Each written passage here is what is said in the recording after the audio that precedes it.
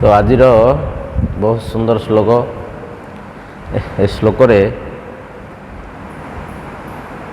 भगवान आउ तांकर भक्ति आउ तांकर भक्त तीन जन जांगर महिमा एकाथरे वर्णना कराई।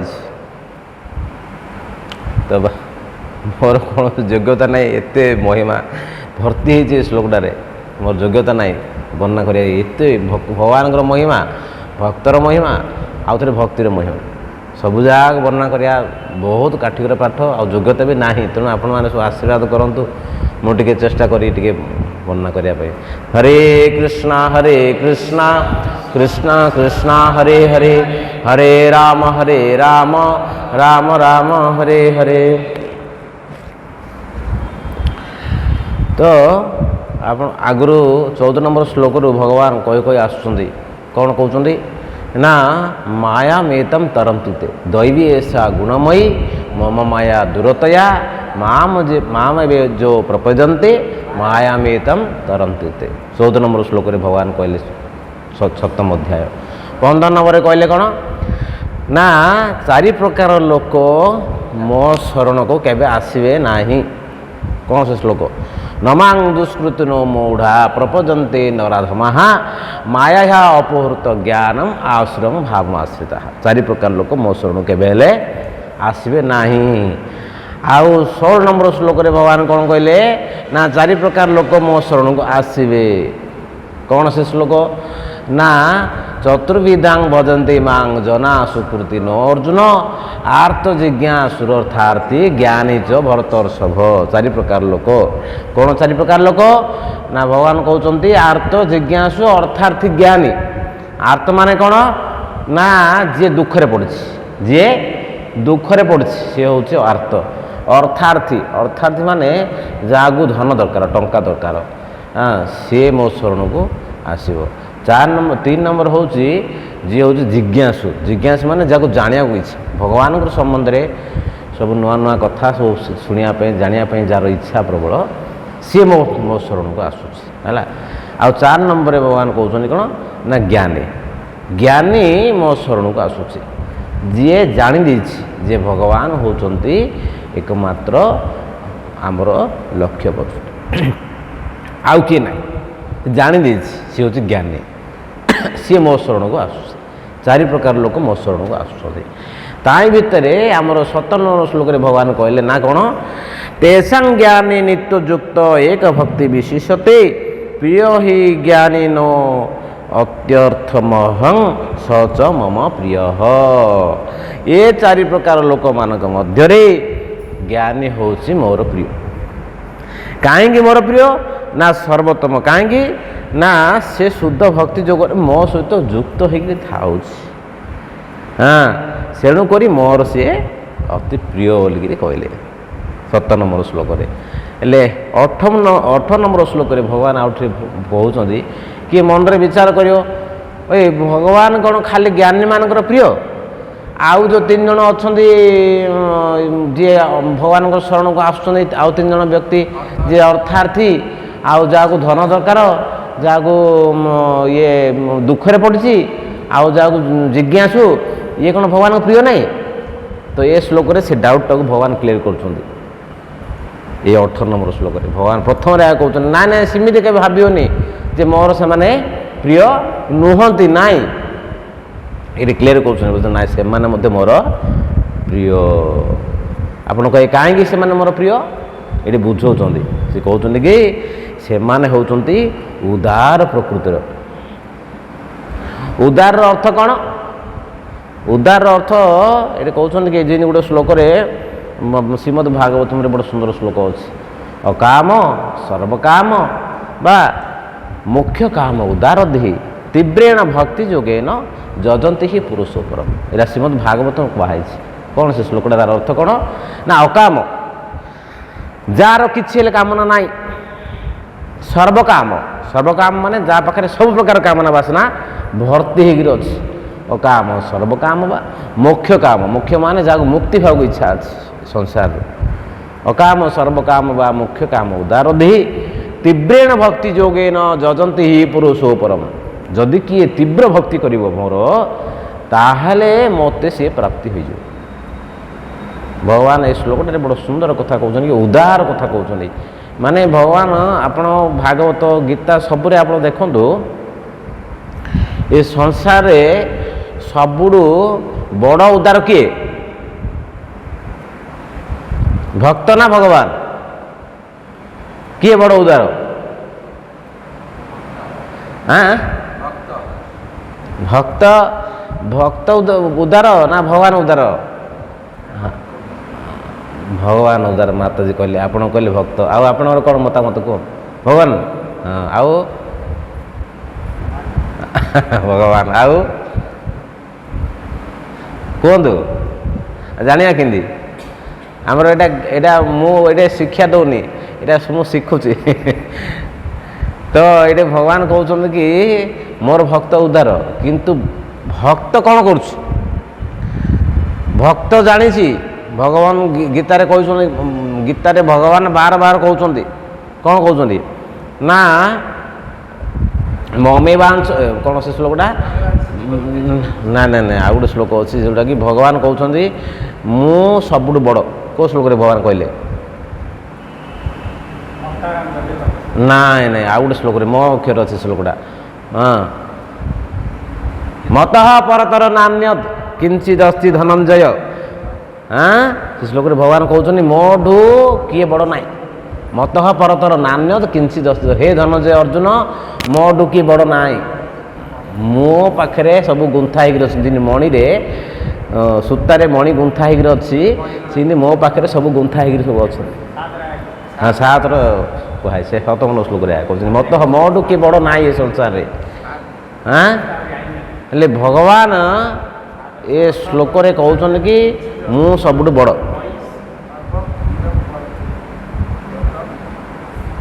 सूत्रे मने गणा देखिल ना भगवान यहाँ कहते तो भक्त यहाँ जानी तेणु भक्त सबुले इच्छा भगवान को बड़ करिया आ भगवान इच्छा भक्त को बड़ करिया किंतु शास्त्र अनुसार बड़ किए हाँ भगवान तेणु भगवान सबुठ बड़ उदार आप सब जगह माने लीला भगवान देखु सबुठे एत उदार भगवान कहतुनि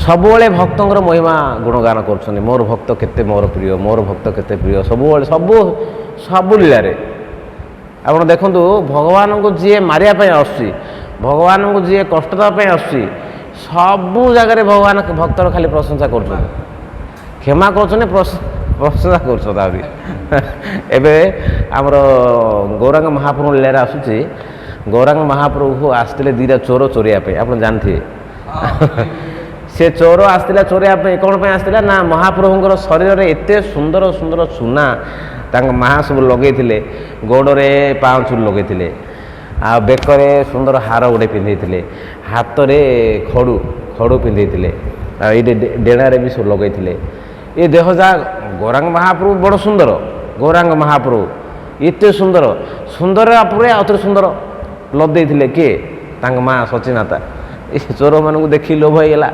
बोले आम एत दिन आ घर ता घर एत जा चोरौच कहीं ए पिलाटा चोर देले सब काम होगा केते दिन पर्यंत आ वर्ष 2 मास न चोरेले चलो नहीं से पिला को खांदे बसई जी बुलेले से जो हिताहित ज्ञान सब पड़ेगा चोर ज्ञान भगवान को खांदे बसब आ धर कौटी पाद को धरले कौटी धर पाद को धर खराब बुद्धि रही गायब से धरिकी बुलूँ नवद्वीपटे जाग बुली बुली बुली बुली शेष को महा माने ये धरी किंतु भगवान निर्देश अनुसार से जुआड़े बुलिया कथा चाहते से बुलूँ हाँ तापर आणिकी बापा हाथ छाड़देले सी भाविले चोर चोर भाविले मुझे घर को आम पलि निज घर को आम पलि ओल्ले सुना फुना काढ़ापी जी ओल्ले से सुना काढ़े कौन से बापा माँ जी कहना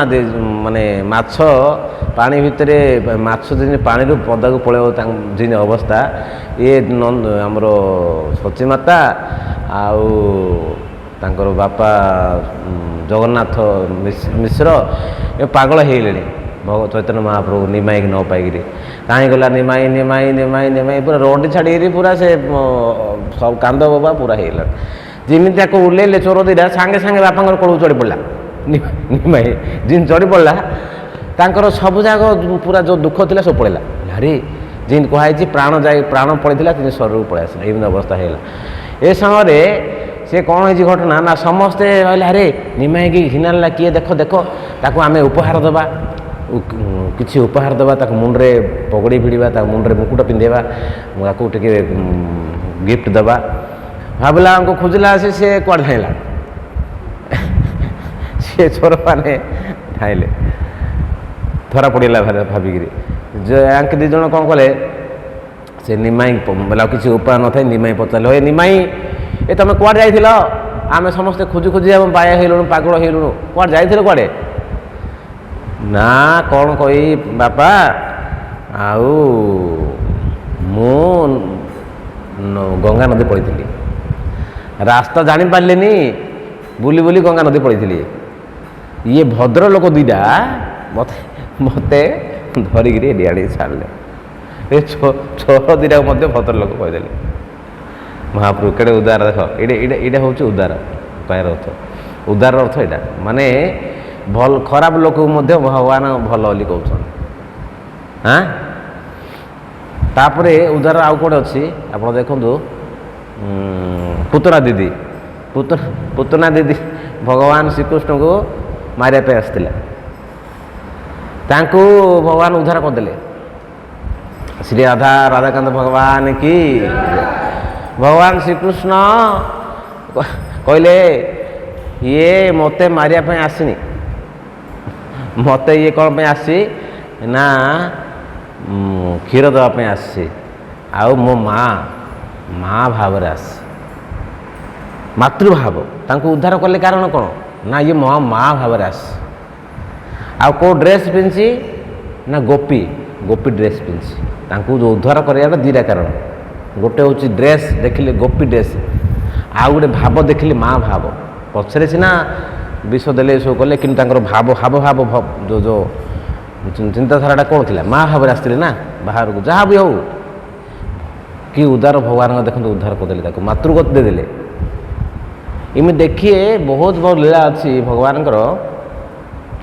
बहुत उदार भगवान जोगाई माधई देख केते महापापी थे उद्धार करदे बड़ बड़ पापी मान उद्धार कर भगवान बड़ उदार सबुठ बड़ उदार हूँ भगवान किंतु ए श्लोक रे भगवान देख केते दयामय भगवान कहते कि ना ये तीन जन जो अच्छा किए किए ना आर्त जिज्ञासु अर्थार्थी ए तीन जन मध्य उदार भगवान कहले ये कौन पाई उदार बोली कहते भगवान ना एमाने तीन जन कम से कम मो शरण को आसुँच हाँ मो शरण तो आसुँच आउ क्या शरण को जाऊना से अर्थात माने धन जाऊ दरकार टंका टंका हाँ हाँ आसुनी भगवान को मागुचंदी भगवान को हाँ मागुचंदी जमी मुझे गोटे उदाहरण देले बुझीपारे थरे कौन है गोटे राजा थिले से राजा तांकर पुओर बार्थडे कले जन्मदिन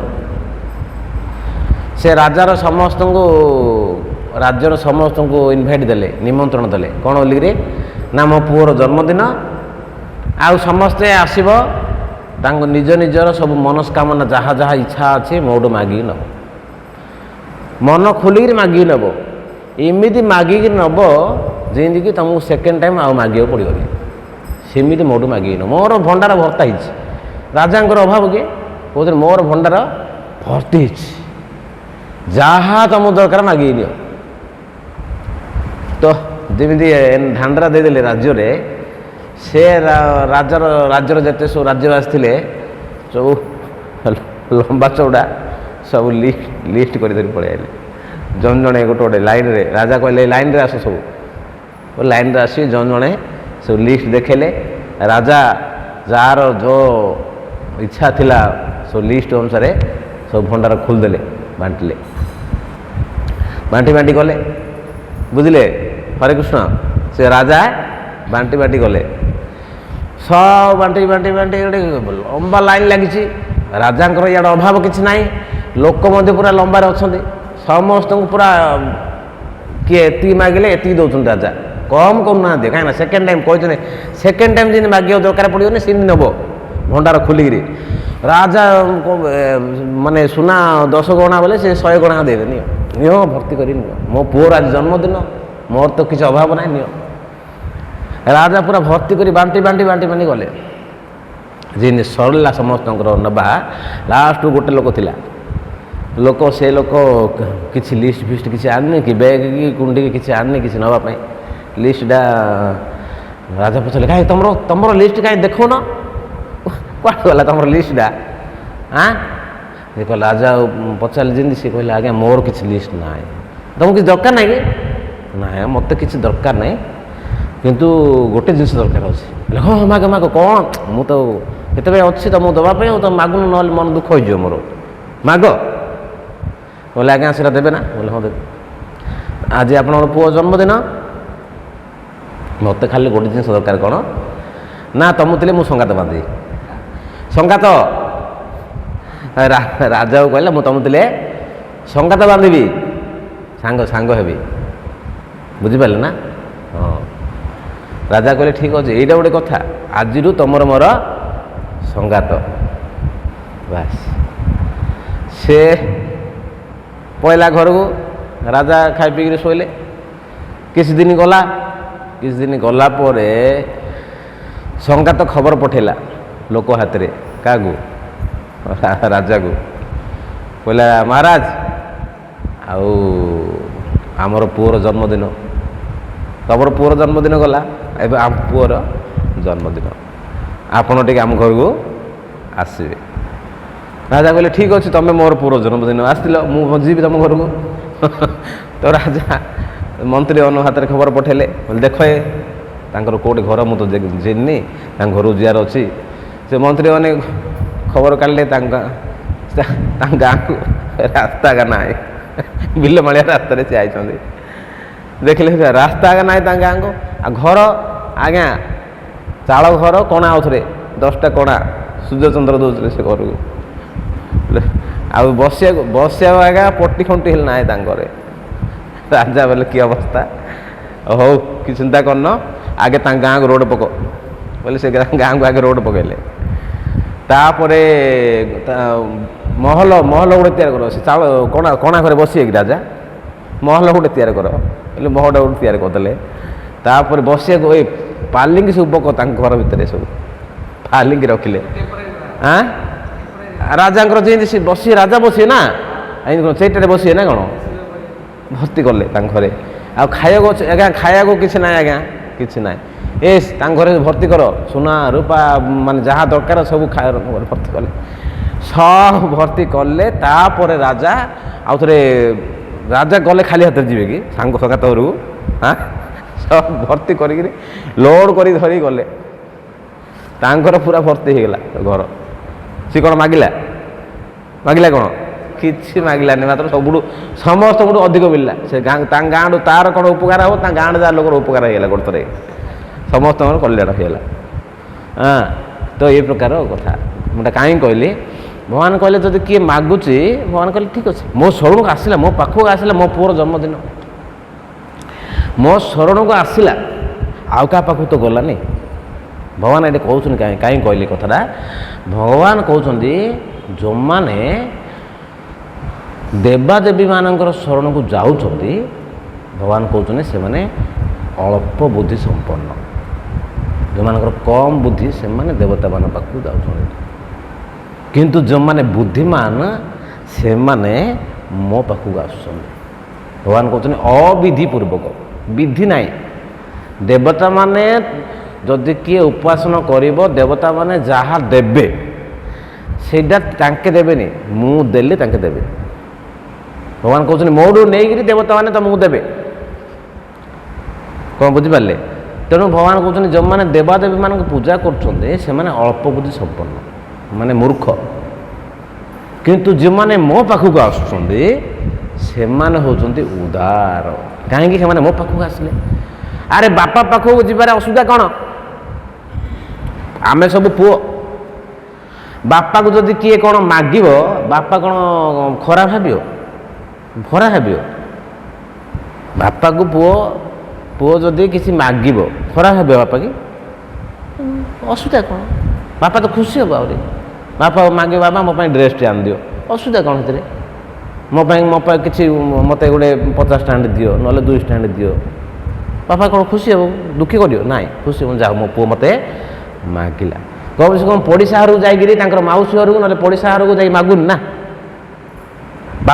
ପୁଅ ବାପାକୁ ନ ମାଗିକିରି ପୁଅ ଯଦି ଯିବ ପଡ଼ିଶା ଘରକୁ, ସେ ମାଉସୀ ଘରକୁ ନହେଲେ ମଉସା ଘରକୁ ନହେଲେ କକା ଘରକୁ ଯିବ, ମଉସା ମୋତେ ଗୋଟେ 50 ଟଙ୍କା ଦିଅନ୍ତି। ବାପା ଯଦି ପଛରେ ଶୁଣିବ ଭଲ କହିବ କେବେ? ହେଲା ପୁଅଟା ମୋତେ ନ ମାଗିକିରି ତାଙ୍କ ଘରକୁ ଯାଇ ମାଗୁଛି, କେଡ଼େ ବଦମାସଟା। କ'ଣ ଖରାପ ହେଇଯିବ ନା ନାହିଁ? କିନ୍ତୁ ବାପାକୁ ମାଗିଲେ ଯାହା ହଉ ମୋ ପୁଅ ମୋତେ ତ ମାଗୁଛି ନା, ଖୁସି ହେବ କି ନାହିଁ? ତ ଭଗବାନ ଏ କଥା ଏ ଶ୍ଲୋକରେ ସେ କଥା କହୁଛନ୍ତି ମୋ ଶରଣକୁ ଯିଏ ଆସୁଛି, ଯିଏ ଟଙ୍କା ମାଗୁଛି ମାଗୁ, କି ଦୁଃଖରେ ପଡ଼ିକି ମୋତେ ଡାକୁ, କି ଜିଜ୍ଞାସୀ ହୋଇ ମୋତେ ଡାକୁ, ସେ ମୋ ଶରଣକୁ ଆଇଛି। ତେଣୁ ଏଠି ଭଗବାନ କହୁଛନ୍ତି କି ଉଦାର, ସିଏ ହେଉଛି ଉଦାର ବ୍ୟକ୍ତି, ମୋ ଶରଣକୁ ଆସୁଛି। ଆର ନେକ୍ସଟ ଶ୍ଲୋକରେ ଦେଖନ୍ତୁ ଭଗବାନ କହୁଛନ୍ତି କି ମୋ ଶରଣକୁ ବହୁନାଙ୍ଗ ଜନ୍ମନାଙ୍ଗ ମତେ, ମୋ ଶରଣକୁ ଯିଏ ଆସୁଛି ଭଗବାନ ବେଶୀ ଖୁସି ହେଇଯାଉଛି। ମାନେ କମ୍ ସେ କମ୍ ଭଗବାନ କହୁଛନ୍ତି ମୋ ସହିତ ସମ୍ପର୍କ ସ୍ଥାପନ କରୁଛି।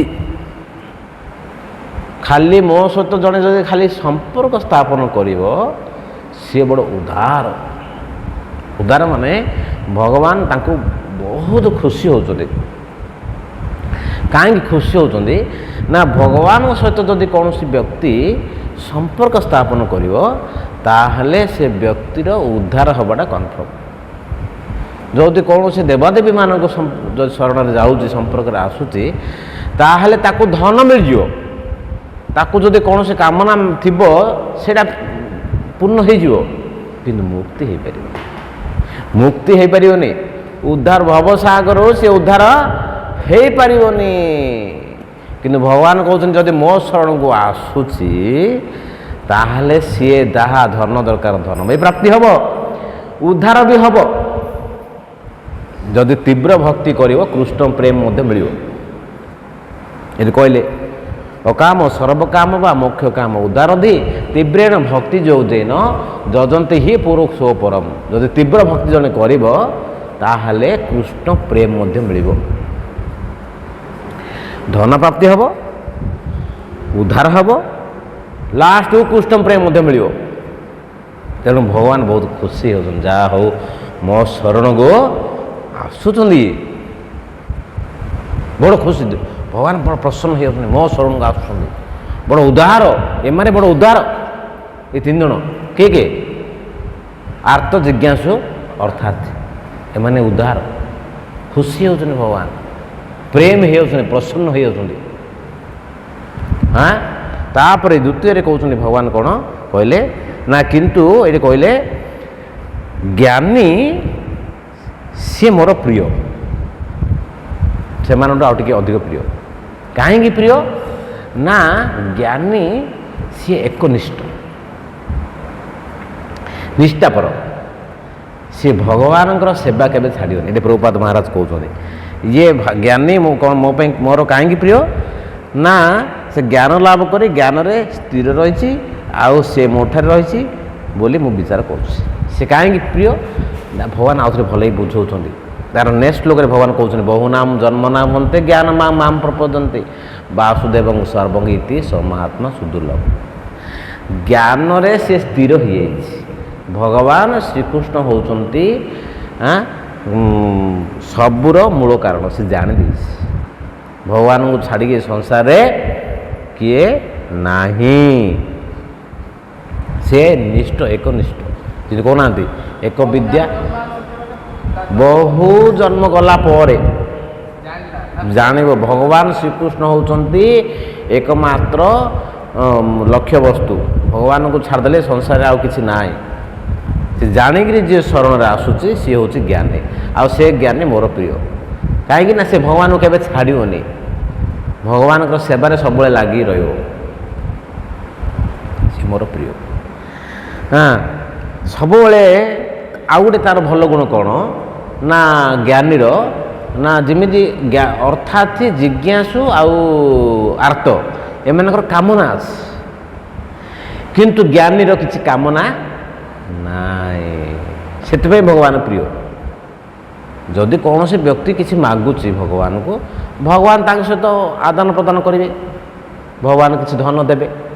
ପ୍ରଭୁପାଦ ମହାରାଜ କହୁଛନ୍ତି ଧନ ଯଦି ପ୍ରାପ୍ତି ହେବ ସେ ଭକ୍ତ ଖୁସି ହେଇଯିବ ନା, ଖୁସି ହେଇକିରି ଆହୁରି ଅଧିକ ସେ ସେବା କରିବ।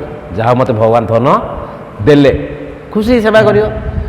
କିନ୍ତୁ ଯଦି କୌଣସି ବ୍ୟକ୍ତି ଭଗବାନଙ୍କୁ କିଛି ମାଗିବନି, ସେବା କରିବ ତାଙ୍କର, ଯେମିତି ଚୈତନ୍ୟ ମହାପ୍ରଭୁ କହିଲେ ନ ଧନଂ ନ ଜନଂ ନ ସୁନ୍ଦରୀଂ କବିତାଂ ଜଗଦୀଶ କାମୟେ ମମ ଜନ୍ମନି ଜନ୍ମନିଷ୍ପରେ ଭବତାଦ୍ ଭକ୍ତିର ଅହେତୁକିତ। ହେ କୃଷ୍ଣ, ମୋତେ କିଛି ଦରକାର ନାହିଁ, ଧନ ଦରକାର ନାହିଁ, ଜନ ଦରକାର ନାହିଁ, ସୁନ୍ଦରୀ ସ୍ତ୍ରୀ ଦରକାର ନାହିଁ, କିଛି ଦରକାର ନାହିଁ। ମୋତେ ଜନ୍ମ ଜନ୍ମ କେତେ ଜନ୍ମ ଦେଉଛ ଦିଅ, କିଛି ଅସୁବିଧା ନାହିଁ। ମମ ଜନ୍ମନି ଜନ୍ମ ନିଷ୍ପରେ ଭବତାତ୍ ଭକ୍ତିର ଅହେତୁକିତ ହୁଏ।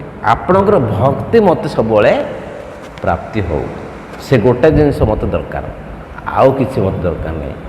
ହେଲେ ଏଇଠି ଭଗବାନ କହୁଛନ୍ତି କି ଯିଏ ଜ୍ଞାନୀ ତାର କିଛି କାମନା ନାହିଁ, ସେଥିପାଇଁ ଭଗବାନ ତାଙ୍କର ଏଇଠି କହୁଛନ୍ତି ପ୍ରିୟ। ଆଉ ପ୍ରିୟ କହୁନାହାନ୍ତି, ଏଇଟା ଆହୁରି କହୁଛନ୍ତି। ଆଉ କ'ଣ କହୁଛନ୍ତି ନା ସିଏ ମୋ ଠାରେ ରହିଛି ବୋଲି ମୁଁ ବିଚାର କରୁଛି। ଏଇଠି ଆହୁରି ଗୋଟେ ଶ୍ଲୋକ, ଭାଗବତର ଶ୍ଲୋକ, ସାଧବ ହୃଦୟ ମହ୍ୟମ୍ ସାଧୁନାଂ ହୃଦୟ ତ୍ୱହମ୍ ମଦନ୍ୟତ୍ ତେ ନ ଜାନନ୍ତି ନାହଂ ତେଭ୍ୟୋ ମନାଗପି। ଏଇଠି କହୁଛନ୍ତି କି ଭକ୍ତଗଣ ସର୍ବଦା ମୋ ହୃଦୟରେ ଥାଆନ୍ତି, ମୁଁ ମଧ୍ୟ ଭକ୍ତମାନଙ୍କର ହୃଦୟରେ ଥାଏ। ଭକ୍ତ ମୋ ଛଡ଼ା ଆଉ କିଛି ଜାଣେ ନାହିଁ, ମୁଁ ମଧ୍ୟ ଭକ୍ତ ଛଡ଼ା ଆଉ କିଛି ଜାଣେ ନାହିଁ। ମୁଁ ଭକ୍ତକୁ କେବେ ଭୁଲିପାରେ ନାହିଁ। ଶୁଦ୍ଧ ଭକ୍ତ ଓ ମୋ ଠାରେ ଘନିଷ୍ଠ ସମ୍ବନ୍ଧ ଅଛି। ଭଗବାନ କହୁଛନ୍ତି ମୋର ଭକ୍ତ, ଯେଉଁ ଶୁଦ୍ଧ ଭକ୍ତ କ'ଣ ପୂର୍ଣ୍ଣ ଜ୍ଞାନରେ ଥାଆନ୍ତି ସେମାନେ କଦାପି ମୋ ଠାରୁ ଦୂରେଇ ଯାଆନ୍ତି ନାହିଁ, ସେଥିପାଇଁ ସେମାନେ ମୋର ଅତ୍ୟନ୍ତ ପ୍ରିୟ। ବଡ଼ ସୁନ୍ଦର ଭଗବାନ ବୁଝେଇଲେ, କହିଲେ କି ମୋ ଭକ୍ତକୁ ଛାଡ଼ି ମୁଁ କିଛି ଜାଣୁନି, ଭକ୍ତ ମୋତେ ଛାଡ଼ି କିଛି ଜାଣିନି। ମୁଁ ସେମାନଙ୍କର ହୃଦୟରେ ଥାଏ, ସେମାନେ ମୋ ହୃଦୟରେ ଥାଆନ୍ତି, ତେଣୁ ସେମାନେ ମୋର ଅତ୍ୟନ୍ତ ପ୍ରିୟ। ଭଗବାନ ବଡ଼ ସୁନ୍ଦର ଭାବେ କହିଲେ ଯେଉଁମାନେ ଜ୍ଞାନୀ ଭକ୍ତ ସେମାନେ ମୋର ଅତି ପ୍ରିୟ। ଭଗବାନ ଏ ଜ୍ଞାନୀ ଭକ୍ତକୁ କ'ଣ କରୁଛନ୍ତି, ଭଗବାନ କହୁଛନ୍ତି କି ଜ୍ଞାନୀ ଭକ୍ତ ମୋର ସହିତ ସମାନ। ଏ ଶ୍ଲୋକରେ କହୁଛନ୍ତି ମୋ ସହିତ ସମାନ। ଯଦିଓ ଭଗବାନ ଶ୍ରୀକୃଷ୍ଣ କହୁଛନ୍ତି ମତଃ ପରତର ନାନ୍ୟତ୍ କିଞ୍ଚିଦ୍ ଅସ୍ତି ଧନଞ୍ଜୟ, ମୋଠୁ ଏ ସଂସାରରେ ବଡ଼ କିଏ ନାହାନ୍ତି, ମୋଠୁ ସବୁ ସୃଷ୍ଟି ହେଇଛି, କିନ୍ତୁ ଭଗବାନଙ୍କର ଉଦାରତା ଏଠି ପ୍ରକାଶ ହେଉଛି। କହୁଛନ୍ତି କି ମୋର ଯିଏ ଜ୍ଞାନୀ ଭକ୍ତ ସିଏ ମୋ ସହିତ ସମାନ। ବଡ଼ ସୁନ୍ଦର ଭାବେ ବୁଝାଉଛନ୍ତି। ତେଣୁ ଭଗବାନ ସବୁବେଳେ ଭକ୍ତଙ୍କର ପ୍ରଶଂସା କରୁଛନ୍ତି। କିନ୍ତୁ ଆଉ ଟିକେ ଆମେ ଯଦି ଗଭୀରକୁ ଯିବା, ଆଲୋଚନା କରିବା, ବୁଝିବା କ'ଣ ନା ଭଗବାନଙ୍କର ଆମେ ବିଚାର କଲେ ଆର୍ତ, ଜିଜ୍ଞାସୁ, ଅର୍ଥାର୍ଥୀ ଏ ତିନି ଜଣ ଭଗବାନଙ୍କର ପ୍ରିୟ। କାହିଁକି ନା ସେମାନେ ମୋ ଶରଣ ମାଗିଲେ ମଧ୍ୟ ମୋ ଶରଣକୁ ଆସୁଛନ୍ତି, ଆଉ କାହା ଶରଣକୁ ଯାଉନାହାନ୍ତି। ଜ୍ଞାନୀ ମୋର ତାଠୁ ଅଧିକ ପ୍ରିୟ। କାହିଁକି? ସିଏ ମୋତେ ଚିହ୍ନି ଦେଇଛି, ଆଉ ତାର ନିଜର କୌଣସି କାମନା ବାସନା ନାହିଁ, ଏକନିଷ୍ଠ ଭାବରେ ମୋର ଭକ୍ତି କରୁଛି, ସିଏ ମୋର ତାଠୁ ଅଧିକ ପ୍ରିୟ। ଆଉ ସିଏ କ'ଣ ମୋତେ ଜାଣି ଦେଇଛି, କ'ଣ ଜାଣିଛି ନା ଭଗବାନ ଶ୍ରୀକୃଷ୍ଣ ହେଉଛନ୍ତି ଶ୍ୟାମ ସୁନ୍ଦର ଦ୍ୱିଭୁଜଧାରୀ। ଯେଉଁମାନେ ମୂର୍ଖ ସେମାନେ ଭାବୁଛନ୍ତି କ'ଣ ନା ଭଗବାନଙ୍କର ଆକାର ନାହିଁ। ଆପଣ ବହୁତ ମାର୍କେଟରେ ଆମେ ଯିବେ, ସଂସାରରେ ବୁଲିବେ, କହେ ଭଗବାନ ଏ ଆକାର ଫାକାର କିଛି ନାହିଁ, ନିରାକାର। ଆପଣ ଦ୍ୱିତୀୟ ଅଧ୍ୟାୟ 12 ଅଧ୍ୟାୟର 2 ନମ୍ବର ଶ୍ଲୋକରେ ଭଗବାନ ଦେଖୁନାହାନ୍ତି କହୁଛନ୍ତି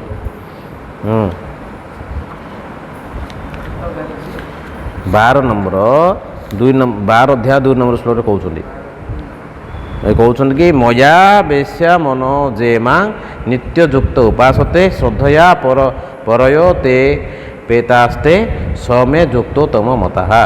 ଭଗବାନ କହିଲେ ଯେଉଁ ବ୍ୟକ୍ତିମାନେ ମୋର ସାକାର ରୂପରେ ମନକୁ ସ୍ଥିର ରଖି ସର୍ବଦା ଅତ୍ୟନ୍ତ ଶ୍ରଦ୍ଧା ଓ ବିଶ୍ୱାସ ସହିତ ମୋର ପୂଜା ଉପାସନା କରନ୍ତି ସେମାନେ ମୋ ବିଚାରରେ ସେମାନେ ସର୍ବୋତ୍ତମ ଯୋଗୀ ଅଟନ୍ତି। ସେମାନେ ଜାଣି ଦେଇଛନ୍ତି କ'ଣ ନା ଭଗବାନ ହେଉଛନ୍ତି ଦ୍ୱିଭୁଜଧାରୀ, ତାଙ୍କର ଆକାର ଅଛି, ଭଗବାନ ନିରାକାର ନୁହନ୍ତି। ଯେଉଁମାନେ ଜ୍ଞାନୀ ଜାଣି ଦେଇଛନ୍ତି ସେଥିପାଇଁ ଭଗବାନ କହୁଛନ୍ତି ମୁଁ ସେ ମୋର ପ୍ରିୟ ଅତି ପ୍ରିୟ ବୋଲି। ଗୁଡ୍ କ'ଣ ମାନେ ଗୁଡ୍? ଯେଉଁମାନେ ମୋ ଶରଣକୁ ଆସୁଛନ୍ତି କାମନା ବାସନା ଅଛି ସେମାନେ ଗୁଡ୍। ବେଟର କ'ଣ ମାନେ ବେଟର? ଜ୍ଞାନୀ ମାନେ ଜାଣି ଦେଇଛନ୍ତି, ମୋତେ ଚିହ୍ନି ଦେଇଛନ୍ତି, ମୋତେ ସେମାନେ କେବେ ଛାଡ଼ିବେ ନାହିଁ। ଏକନିଷ୍ଠ ଭକ୍ତ ସେମାନେ ଆହୁରି ପ୍ରିୟ। ଭଗବାନ କହୁଛନ୍ତି ସେମାନେ ମୋର ସମସ୍କନ୍ଦ। କିନ୍ତୁ ତାଠୁ ଆହୁରି ବେଟର ଅଛି। କିଏ ସିଏ? Good, better, best. ବେଷ୍ଟ କ'ଣ ମାନେ ନା ସେମାନେ ହେଉଛନ୍ତି କେବଳିଆ ଭକ୍ତି। କେବଳ ଭକ୍ତି। କେବଳ ଭକ୍ତି ଯେଉଁମାନେ ସେମାନେ କ'ଣ ଭଗବାନଙ୍କୁ ଭକ୍ତି ଛାଡ଼ିଦେଲେ ସେମାନେ ଆଉ କିଛି ଜାଣିବେନି। ଯେମିତି ଗୋପୀମାନେ ନାରଦ ମୁନି ଯାଇଥିଲେ ଥରେ ବୁଲିବା ପାଇଁ। କେଉଁଠିକି? ବୃନ୍ଦାବନ।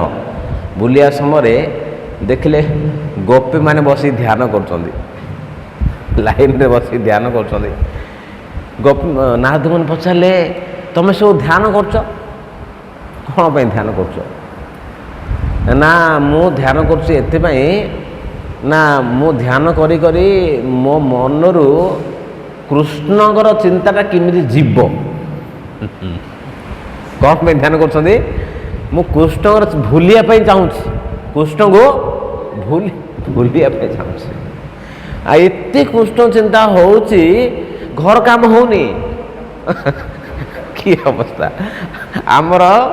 ଏତେ ଘର କାମ କରୁଛେ, ଏତେ ସବୁ ମାନେ ଟେନସନ୍ ନେଉଛେ ଘରର, ଭଗବାନଙ୍କୁ ଚିନ୍ତା କରିବା ପାଇଁ ସମୟ ହେଉନି।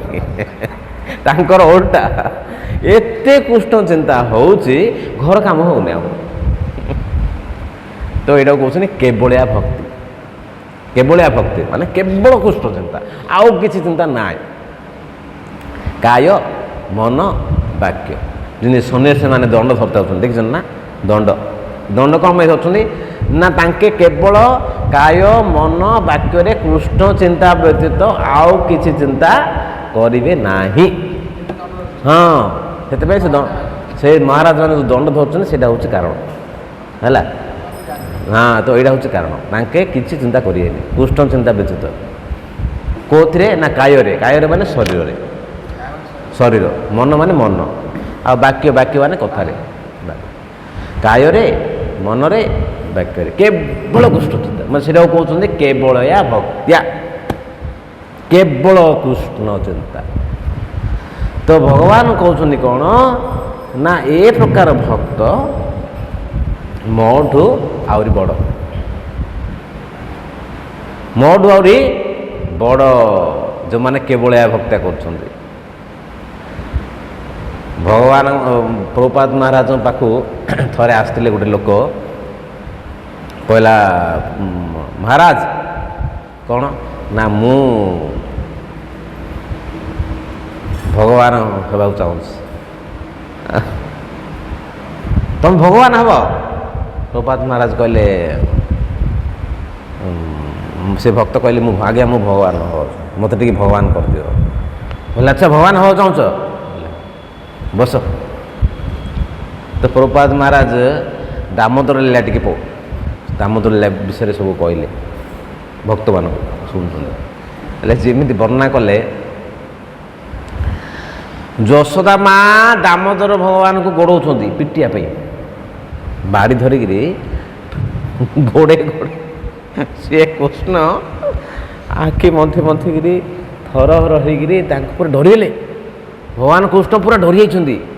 ଆଖିରୁ ପୁରା ଝଳ ଝଳ ଝଳ ଝଳ ହେଇକିରି ଆଖି ଯାକ ଲୁହ ଯାକ ବାହାରୁଛି। ସେ ଆଖିରେ ଯେଉଁ କଳା ଯାକ ଲଗେଇଛନ୍ତି ମୁହଁ ସାରା ହେଇଗଲା। ସେ କୃଷ୍ଣ ମୁହଁ ସାରା ପୁରା କଳା ହେଇଗଲାଣି, ଆଖିରୁ ଲୁହ ବାହାରିକିରି ଓହ ମାନେ ଭୟ କୁହାହେଇନି ଭୟଙ୍କର, ମାନେ ଭୟ ପୁରା ଭୟଭୀତ ହେଇଯାଇଛନ୍ତି ପୁରା। ଆପଣ ଦେଖନ୍ତୁ ଦାମୋଦର ଫଟୋଟା ପୁରା ଭୟଭୀତ ହେଇଯାଇଛନ୍ତି ପୁରା ଡରିକିରି। ଯଶୋଦା ମାନେ ବାଡ଼ି ଦେଖିକିରି ବାପରେ ମୋତେ ବାଡ଼େଇବ, ମୋ ମା ମୋତେ ବାଡ଼େଇବ ଆଜି, ମୁଁ ବେଶୀ ଦୁଷ୍ଟାମି କାମ କଲିନି ନା, ଆ ଘର ତା ଘର ଯାଇକି ସବୁ ଦହି ଲହୁଣୀ ସବୁ ଚୋରଉଛି ନା, ମୋ ମା ମୋତେ ଆଜି ବି ବାଡ଼େଇବ, ଶାସନ କରିବ। ହାଁ ସେ ପୁରା ଭୟଭୀତ ହେଇକିରି ଓ ଅବସ୍ଥା ଖରାପ। ସେ ପ୍ରଭୁପାଦ ମହାରାଜ ଏଇଟା ବର୍ଣ୍ଣନା କରୁଛନ୍ତି। ସେ ଭକ୍ତ ଶୁଣୁଛି, ଯିଏ ଭଗବାନ ହେବେ ଟିକେ ଆସିଥିଲା ଶୁଣୁଛି, ତାର ଅବସ୍ଥା ଖରାପ ହେଲା। ମୁଁ ଭଗବାନ ହେବି ଟିକେ ଆଇଛି, ଏ ଭଗବାନଙ୍କର ଏ ଅବସ୍ଥା। ଯଶୋଦା ମା ଗୋଡ଼େଇ ଗୋଡ଼େଇ ପିଟି ବୋଲି କହୁଛନ୍ତି ତାଙ୍କୁ, ତାଙ୍କର ଏ ଅବସ୍ଥା, ମୁଁ ଆଉ କି ଭଗବାନ ହେବି। ପ୍ରଭୁପାଦ ମହାରାଜ କହିଲେ ଭଗବାନ ମୁଁ ହେବିନି, ମୁଁ ଆସିଥିଲି ଭୁଲରେ ପଳେଇ ଆସିଥିଲି। ପ୍ରଭୁପାଦ ମହାରାଜ କହିଲେ କ'ଣ ତମେ ଡରୁଛ ବା, ତମେ ଭଗବାନ ବୋଲି ଆସିଥିଲ ପରା, ଡରୁଛ କାହିଁକି? କହିଲେ ନାଇଁ ମହାରାଜ ମୁଁ ଭଗବାନ ହେବାକୁ ଚାହୁଁନି, ତମେ ଚିନ୍ତା କରନ, ମୁଁ ତମକୁ ଭଗବାନଠୁ ଆହୁରି ବଡ଼ କରିଦେବି, ମୁଁ ତମକୁ ଭଗବାନଠୁ ଆହୁରି ବଡ଼ କରିଦେବି। କହିଲେ ହଁ ସିନ୍ କରିବେ ବୋଲି ଛଡ଼ିବ, ନା ମୁଁ ଭଗବାନ ଆଉ ହେବିନି। କହିଲେ ପ୍ରଭୁପାଦ ମହାରାଜ କହିଲେ ଠିକ୍ ଅଛି, ଆଜିରୁ ଜପ କର, ମନ୍ଦିରରେ ସେବା କର, ଭକ୍ତି କର, ଭକ୍ତ ହେଇଯିବ, ଶୁଦ୍ଧ ଭକ୍ତ ହୁଅ। ଶୁଦ୍ଧ ଭକ୍ତ ଭଗବାନଠୁ ଆହୁରି ବଡ଼।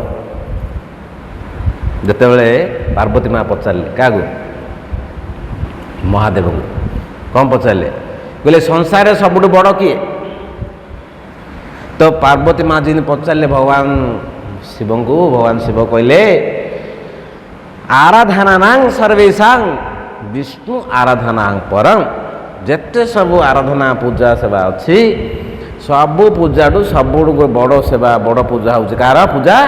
ଭଗବାନ ବିଷ୍ଣୁଙ୍କର ପୂଜା ସବୁଠୁ ଶ୍ରେଷ୍ଠ। ତାପରେ କହିଲେ ଭଗବାନ ଶିବ ସେକେଣ୍ଡ ଲାଇନରେ କ'ଣ କହିଲେ ନା ତସ୍ମାତ୍ ପରତରଂ ଦେବୀ ତଦିୟାନାଂ ସମର୍ଚନମ୍। ତାଠୁ ଆହୁରି ବଡ଼ ପୂଜା କ'ଣ? ତାଙ୍କର ବଡ଼, ତାଙ୍କଠୁ ବଡ଼ କିଏ? ତାଙ୍କ ଭକ୍ତଙ୍କର ପୂଜା, ତାଙ୍କଠୁ ବଡ଼ ବୋଲି କହ। ଭଗବାନଙ୍କର ପୂଜାଠୁ ଭକ୍ତର ପୂଜା ଆହୁରି ବଡ଼। ସେଥିପାଇଁ ଆପଣ ଦେଖନ୍ତୁ ସକାଳେ ମଙ୍ଗଳ ଆରତିରେ ଗୁରୁ ପୂଜା, ତାପରେ ଦର୍ଶନ ଆରତିରେ ଶ୍ରୀ ଗୁରୁ ଚରଣ ପଦ୍ମ କେବଳ ଭକତି ସଦ୍ମ ବନ୍ଦ ମୁଇଁ ସାବଧାନ ମତେ ବନ୍ଦ ମୁଇଁ ସାବଧାନ ମତେ ଯାହାର ପ୍ରସାଦେ ଭାଇ এ ভব তরিয়া যায় কৃষ্ণ প্রাপ্তি হয় যাহা হইতে কৃষ্ণ প্রাপ্তি হয় যাহা হইতে কৃষ্ণଙ୍କୁ ପ୍ରାପ୍ତି କରିବାକୁ ଅଛି ବୋଲେ ଗୁରୁଙ୍କର ସେବା କର ବୋଲି କହେ। କାହିଁକି? ମୋଠୁ ବଡ଼ ଆହୁରି ଗୁରୁ। ଭଗବାନ ନିଜେ କହୁଛନ୍ତି ମୋଠୁ ଆହୁରି ବଡ଼ ଗୁରୁ। ଯଦି ଗୁରୁ ଆଉ ଭଗବାନ ଗୋଟେ ସାଙ୍ଗରେ ଥିବେ କାହାକୁ ଆଗେ ମୁଣ୍ଡିଆ ମାରିବ? ଭଗବାନଙ୍କୁ ନା ଗୁରୁଙ୍କୁ? ଗୁରୁଙ୍କୁ ଆଗେ ମୁଣ୍ଡିଆ ମାରିବ। କାହିଁକି ନା ଗୁରୁଙ୍କୁ ପାଏ, ଗୁରୁ କୃପାତେ କୃଷ୍ଣ ପାଏ, କୃଷ୍ଣ କୃପାତେ ଗୁରୁ ପାଏ, ଗୁରୁ କୃପାତେ କୃଷ୍ଣ ପାଏ। ଏଠି ଭଗବାନ କହୁଛନ୍ତି ଯିଏ ଅନନ୍ୟ କେବଳିଆ ଭକ୍ତି ସିଏ ମୋଠୁ ଆହୁରି ଅଧିକ ବଡ଼, ମୋଠୁ ଅଧିକ। ଭଗବାନ ସବୁବେଳେ ଭକ୍ତକୁ ସବୁ ଜାଗାରେ ଦେଖନ୍ତୁ ବଡ଼ କରୁଛନ୍ତି। ମୁଁ ସାନ, ମୋର ଭକ୍ତ ବଡ଼। କୃଷ୍ଣ ବଇଲେ ତଳେ, ଅର୍ଜୁନଙ୍କୁ ବସେଇଲେ ଉପରେ, ସାରଥୀ କରିଦେଲେ। କୃଷ୍ଣ ସାରଥୀ ହେଇଗଲେ, ରଥୀ କରିଦେଲେ। ଅର୍ଜୁନକୁ କହିଲେ ମୋ ଭକ୍ତ ବଡ଼, ମୁଁ ଭକ୍ତଙ୍କର ସେବା କରି, ମୁଁ ଭକ୍ତଙ୍କର ସେବା କରି। ସେ ଘୋଡ଼ା ଡ୍ରାଇଭର ହେଇଗଲେ। କହିଲେ ମୁଁ ଅର୍ଜୁନଙ୍କର ଘୋଡ଼ା ଚାଳନ କରି। ବଡ଼ ଏମିତି ନାହିଁ ଯେ ଜବରଦସ୍ତ ନାହିଁ, ପ୍ରେମରେ ଯେଉଁ ଘୋଡ଼ା ଚାରଣ କରୁଥିଲେ କୃଷ୍ଣ ଅର୍ଜୁନଙ୍କର ଜବରଦସ୍ତ କରୁନଥିଲେ, ଶ୍ରଦ୍ଧାରେ ପ୍ରେମରେ ମୋ ଭକ୍ତକୁ ମୁଁ ସୁରକ୍ଷା ଦେବି। କ୍ଷିପ୍ରମ୍ ଭବତି ଧର୍ମାତ୍ମା ସ୍ୱଚ୍ଛନ୍ତି ନିଗଚ୍ଛନ୍ତି କୌନ୍ତେୟ ପ୍ରତି ଜାନାହି ନମେ ଭକ୍ତ ପ୍ରଣଶ୍ୟ। ଅର୍ଜୁନଙ୍କୁ କହିଲେ, ହେ ଅର୍ଜୁନ, ତମେ ସାରା ସଂସାରରେ ଘୋଷଣା କରି କୁହ ମୋର ଭକ୍ତର କେବେ ବିନାଶ ହେବନି। କାହିଁକି? ମୁଁ ନିଜେ ତାଙ୍କୁ ରକ୍ଷା କରୁଛି। ନିଜେ ସାର୍ଥ ହେଇଗଲେ ପରା, କହିଲେ ମୁଁ ରକ୍ଷା କରିବି, କିଏ ଆସିକି ତମକୁ ପରାସ୍ତ କରିବା ଦେଖିବା। ହଁ, ଭଗବାନ ବଡ଼ ଉଦାର, ସଂସାରର ସମସ୍ତଙ୍କ ପ୍ରତି ଭଗବାନ ଚାହୁଁଛନ୍ତି ସଂସାର ସମସ୍ତେ ମୋ ଶରଣକୁ ଆସନ୍ତୁ, ଭକ୍ତି କରନ୍ତୁ, ଉଦ୍ଧାର ମୋ ଧାମକୁ ଆସନ୍ତୁ। ତେଣୁ ଏ ଶ୍ଲୋକରେ ଆମକୁ ଶିକ୍ଷା ଜିନିଷ କ'ଣ ନା, ଯେତେ ଅସୁବିଧା ହେଉନା କାହିଁକି ଆମେ ଭଗବାନଙ୍କୁ କେବେ ହେଲେ ଛାଡ଼ିବା ଉଚିତ ନୁହେଁ। କ'ଣ ବୁଝିପାରିଲେ? ବଡ଼ ସୁନ୍ଦର କଥା ଏଇଠି ଏ ଶ୍ଲୋକରୁ ଶିକ୍ଷା। ଯେତେ କଷ୍ଟ ହେଉନା କାହିଁକି, ଯେତେ ଅସୁବିଧା ଆସୁ, ଭଗବାନଙ୍କୁ ଆମେ କେବେ ହେଲେ ଛାଡ଼ିବା ଉଚିତ ନୁହେଁ। ବେଳେବେଳେ କ'ଣ ହେଉଛି ନା, ଭଗବାନ ପରୀକ୍ଷା କରିବା ପାଇଁ ଭକ୍ତ ଯଦି କିଛି ମାଗିବ ଭଗବାନ ଦେବେନି। କାହିଁକି ଦେବେନି ନା, ତମର ଅକଲ୍ୟାଣ ହେଇଯିବ ଯଦି ଦେଇଦେବେ। ଏବେ ଗୋଟେ ପିଲା ମା ପାଖକୁ ଯିବ, ମାଆଙ୍କୁ କହେ ମା ତୁ ରୋଷେଇ କରୁଛୁ, ସେ ଗ୍ୟାସ୍ଟା ମୋତେ ଦେ, ମୋତେ ଦେ, ମୁଁ ରୋଷେଇ କରି।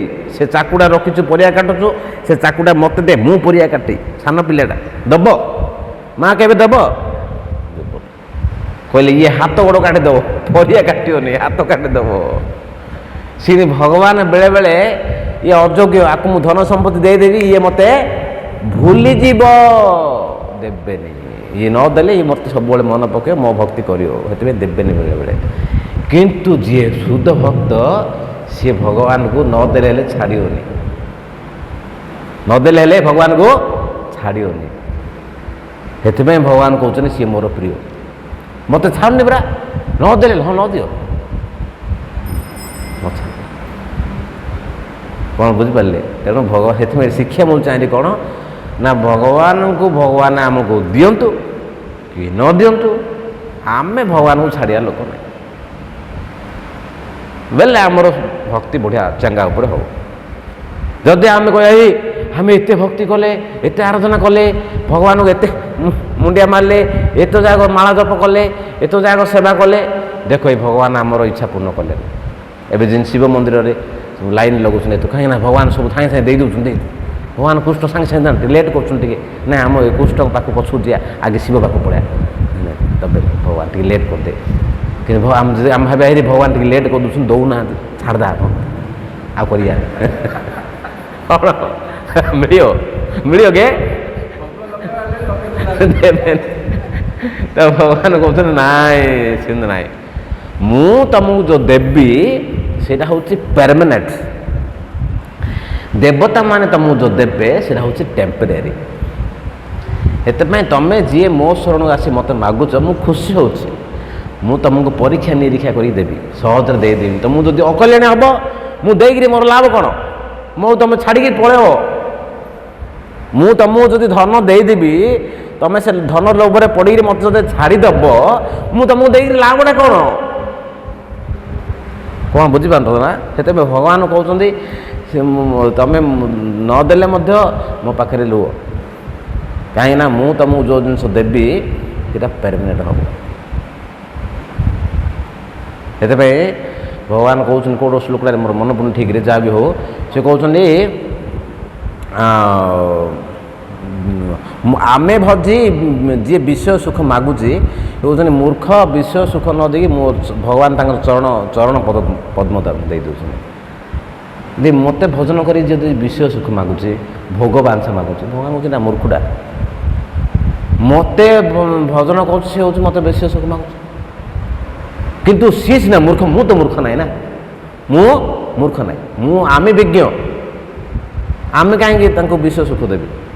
सी चरण दे विषय भुला दिव चरण देकरी विषय को भूल भोग भोग चिंता भगवान भूल दे तो भगवान बड़ कृपालु दयालु आ श्लोक विशेष भगवान कहते भगवान बड़ उद्धार भगवान उद्धार बड़ किए ना ये संसार सब सी देख आप देखु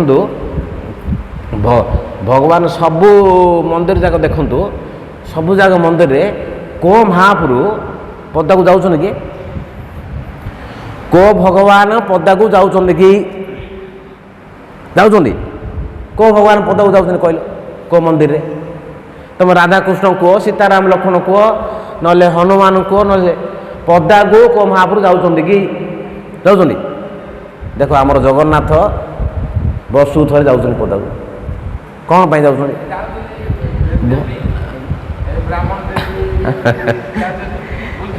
बुलचंद आज्ञा जो करुणा हो गला पदा को गले गले कि किंतु करुणा हेले मत जगन्नाथ पदा को गले ना नहीं आज्ञा गले ना करुणा समय किए जाना पदा को हुए हुए किंतु हाँ बुलती किंतु हाँ से समय से अल्प जगह बुलिक आसती कि संसार जाक लोक दर्शन करने आसती जगन्नाथ पुरी रे पूरा सारा वर्ल्ड लोक आस दर्शन करने जगन्नाथ जो पदा को जाऊँ मुख्य कारण कौन ना संसार जाक लोक मत दर्शन करंतु कहीं ना किसी लोक अच्छा मो मंदिर को से एलाउ नाई तो से केमी उद्धार हे रथे च बामन दृष्टा पुनर्जन्म न विद्यते कहुई रथरे जी जगन्नाथ दर्शन करे पुनर्जन्म हेनी हेल्ले से उद्धार कि जगन्नाथ बड़ दयालु बड़ कृपाल होगी जहाँ हो से वर्ष थे पदा को जाऊँ एनी हाउ के असुविधा हो भगवान उदाहरण ना आउ थे देख अन्य महाप्रभु मैंने सब जिते सब अच्छा समस्ते जहाँ मत हाथ गोटे जिन मुदा मुदी कर थे कौन धरती अस्त्र ना कौन करती जगन्नाथ किसी धर ना आउ थे हाथ जाक सब देख इन खोली कौन भाई ना मो भक्त आसिले मुझे आलिंगन करी मो आस जी आस आस मु हाथ पूरा खोली मु बुद्धि रखिनी आमे जब जन्म होचे पिला बेले मुदी आसुचे गला मुदी था कि जगन्नाथ देख दीड जाक हाथ ये कहते जी आस मो शरण को आस आस मु तुमको उद्धार करी गीतार भी भगवान कहले सर्वधर्मान परित्यज्य मामेकं शरणं व्रज अहं त्वं सर्वपापेभ्यो मोक्ष्यसि मां शुच मो चिंता कर मो शरण को आस मु तुम सब उद्धार करदेवी सब पापर मु उद्धार करदेवी आस मो शरण को पूरा जोर सोर भगवान पूरा ढांडरा दे कहते इमिति किए संसार किए ना भगवान कहना कि मो शरण को आस मु तुम सब जगह पाप नष्ट कर देखिए अच्छी हाँ टॉपिक बाहर पचे डिस्कस करिया ए टॉपिक तो भगवान कहते कि तुम चिंता करन मो शरण को आस मोर भक्ति लाग मु सब उद्धार करदे मु सब दायित्व तुम नहीं जी संसार किए कहू ना साहस ना कहबार साहस आगे ना तेणु आम श्लोक जो आम जो आलोचना कले श्लोक गोटे जानिया जिनस कौन ना एनी हाउ जेते कष्ट हो जेते असुविधा हो भगवान श्रीकृष्णकर शरण केबे छाड़िबा नाही इस्कन केबे छाड़िबा नाही प्रभुपाद केबे छाड़ियार नाही भक्त संग केबे छाड़ियार नाही हरे कृष्णा कृष्णा कृष्णा हरे हरे हरे राम राम राम हरे हरे श्रीमद् भगवद गीता की जय श्रील प्रभुपाद महाराज की जय श्रील गुरुदेव की जय निताय गौर प्रेमानंदे।